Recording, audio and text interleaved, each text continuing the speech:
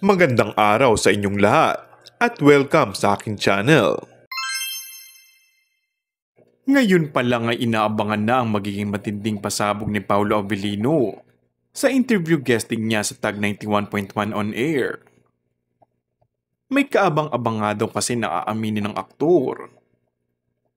May post na nga ang DJ na si DJ Maria Maldita. Ayon dito, nakakainis tong si Paolo Avellino. Pinakilig ako sa interview namin. Huwag ganun, aasa ako. Kung ano yung inamin niya, sabay-sabay nating abangan yan. At syempre pa, ang tungkol sa kanila ni Kim Chong inaasahan ng mga netizens na pag-uusapan sa nasabing interview. Ayon naman umanong pangunahan kung kailan aamin ng aktor at aktres sa kanilang relasyon na walang label pero exclusively dating daw. Siguro kaya ayaw pa nilang umamin ay dahil baka gumulo lang ang kanilang relasyon. Dahil kapag nalaman ito ng publiko ay paghihiwalayin sila o gagawa ng maintrigang kwento.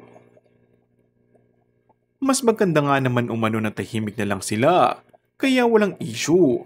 At sa totoo lang, hindi nga sila napapansin ng mga tao. Yung pag-amin ni Sian, makahudyat na para kay Kim at Paolo naman na umamin.